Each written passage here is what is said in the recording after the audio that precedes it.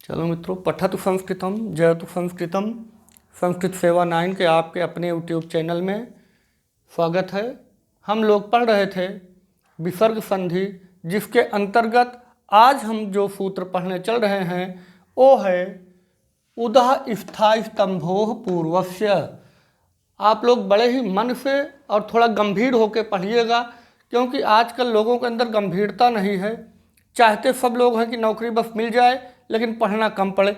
मेहनत करिए, अगर आप लगे रहेंगे तो आपको लक्ष्य एक न एक दिन अवश्य मिलेगा।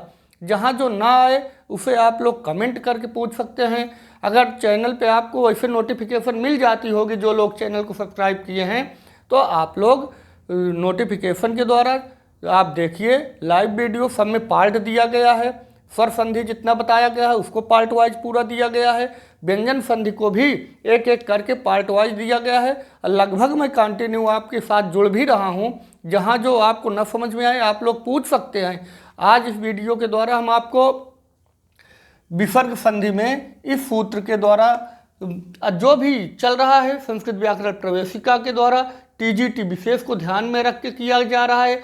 बाकी ये तो आपके लिए, चाहे वो टीजीटी हो, PGT, UGC, GIC, LT grade परीक्षा हो, या इस समय झारखंड प्रवक्ता की परीक्षा भी आई हुई है। आप लोग फॉर्म भर दिए होंगे, उसकी भी तैयारी कर सकते हैं। आपका के चैनल का लिंक है, जो नए लोग जुड़ रहे हों वो लोग जान लें।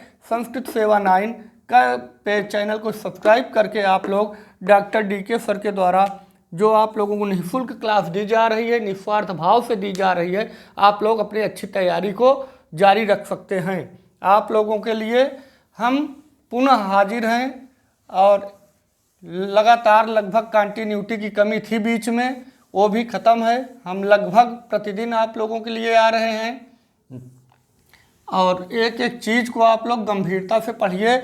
हमारा उद्देश्य है कि आप जिस परीक्षा की तैयारी कर रहे हैं उसमें आपको सफलता मिले। तो पहला सूत्र पे हम लोग आते हैं, उदः स्था स्तंभो पूर्वस्य। ये सूत्र है। इस सूत्र का तात्पर्य यह है कि यदि उद उपसर्ग के बाद, यदि उद उपसर्ग के बाद स्था या स्तंभ धातु हो तो, शॉर्टकट समझने के लिए तो आप ये कह सकते हैं कि उसके फकार के स्थान पे हो जाता है। बाकी उसका भी नियम आता है कि सा को था हो जाता है, किस पे होगा, पूरा स्था और स्तंभ धातु पर हो जाएगा, या सा पे होगा या था पे होगा। तो इसकी जो अलोन्त परिभाषा है उसको होता है कि नहीं, अंतिम वाला जो है स्था का फकार पे होगा। तो बहुत ज़्यादा नहीं, जिससे कि आपको आसानी से समझ में आ जाए, तो हम सीधा सीधा आपको बता रहे हैं कि उपसर्ग के बाद स्था या स्तंभ धातु हो तो उस धातु के फकार, अर्थात पूर्व में जो फकार है, फकार को था आदेश हो जाएगा विकल्प से। अर्थात आप कर भी सकते हो और नहीं भी कर सकते हो। तो अर्थात इस फकार की जगह ए थकार आदेश हो जाएगा, ये भी विकल्प से होगा। तो चलिए हम देखते हैं किस तरह से होता है। तो मान लीजिए उद है, उद पर जो संधि आपको करनी है वो है उद स्थानम, उद स्थानम।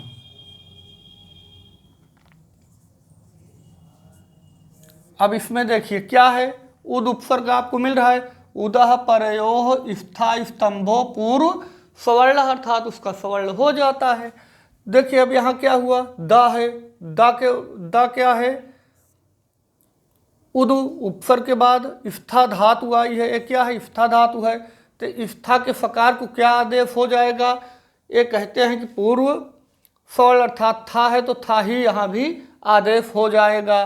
तो आइए आदेश करके देख लेते हैं। उद प्लस इधर था, आधा है तो आधा, फिर थानम।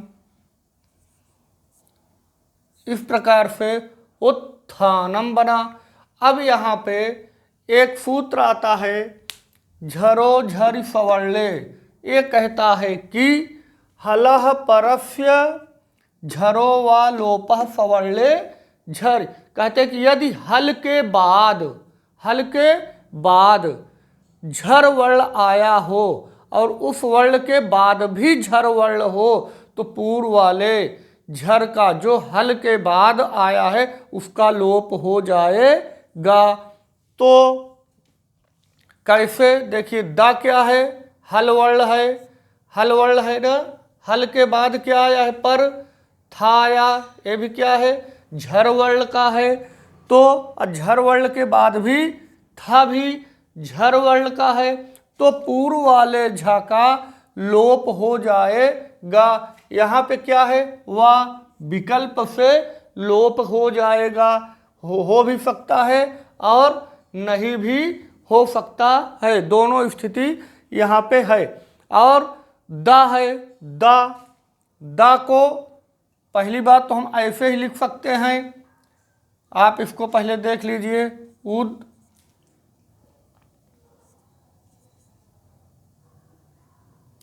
आधा था, थानम। और दकार को तकार हो जाता है, दकार को तकार हो जाता है। झल अर्थात अनुनासिक व्यंजन। कहने की तात्पर्य है कि आप पूर्व में भी ये पढ़ चुके हैं कि जो झकार अर्थात झल अर्थात आप झलाम जब पढ़ा रहे थे तो उसमें देख चुके हैं। इनसे झल को द को ता कैसे होगा इसके बारे में आप लोगों को अच्छे से ज्ञात है। तो दा को ता कर दिए तो यहाँ पे हो गया उत, इधर हो गया था आधा, फिर इधर थानम बराबर उत, ये आधा था थानम। ये रूप बन जाता है। अब कहते हैं कि जब इस तरह से रूप हो जाएगा, लेकिन अगर इसका लोप कर देंगे झरो झरी सवर्ले से, कहते हैं कि अगर लोप कर दोगे तो लोप करने के बाद क्या हो जाएगा, लोप करने के बाद अगर पूर्व वाले थकार का हम लोप कर देंगे तो दाकता हो चुका है। तो यहाँ पे उत थानम ये रूप बन जाएगा। देखिए बन रहा है कि नहीं, बन रहा है। अलोप न होने की दशा में इस तरह से हो जाएगा, दकार को तकार हो जाता है। फिर आप चाहें तो इसके बारे में खर्चा सूत्र भी देख सकते हैं कि दकार को तकार कैसे हो गया। तो खर्चा की इमंगलनम अर्थात अंतस्वर्णों को छोड़कर किसी व्यंजन के खर अर्थात का खा इस तरह से खर्चा से हो जाता है। खर्चा सूत्र से दकार को तकार हो जाएगा। जो आगे हम खर्चा सूत्र भी पढ़ाएंगे तो आप लोगों को उसको भी बता देंगे।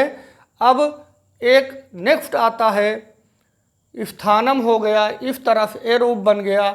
लेकिन अगर दूसरा स्तंभ धातु का प्रयोग कर लीजिए, आप लोग स्तंभ धातु का अगर प्रयोग करते हैं तो उद, एक मिनट देखें दिख रहा है कि नहीं।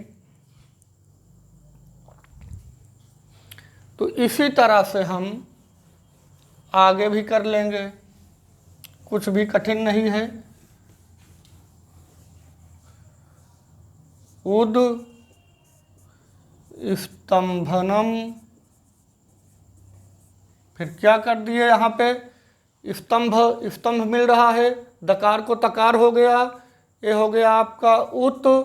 फिर यहाँ पे स्था और स्तंभ है तो पूर्व में इसके सवर्ण हो जाएगा, अर्थात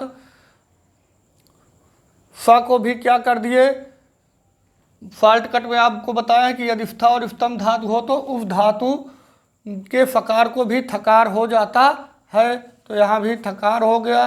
ए तंभनम ध्यान से देखिएगा भाई, थोड़ा व्याकरण है, हो सकता है कम समझ में आए, लेकिन 2-3 बार आप इसको देखेंगे तो आपको समझ में आएगा। बहुत ही सरल ढंग से और बहुत ज़्यादा डिटेल में नहीं इस बारे में बता रहा हूँ जिससे कि आपको समझने में दिक्कत होने लगे। तो आगे देखिए, क्योंकि आप पहले जाएंगे तो प्लेलिस्ट में कई सारे सूत्रों को मैं समझाया हूँ, सूत्र को समझ के आएंगे तो और अच्छे समझ में आ जाएगा। क्योंकि इससे समय खराब होता है कि पता चला हम एक एक चीज़ आपको फिर बताएं कि झल क्या है, द को तकार कैसे हुआ, तो ये सब चीज़ पूर्व के वीडियो को आप देख सकते हैं, उसमें सब कुछ दिया गया है। फिर आइए देखते हैं वही बात, झरो झर सवरले हला परफ झरो वा लोपा सवरले झर, अर्थात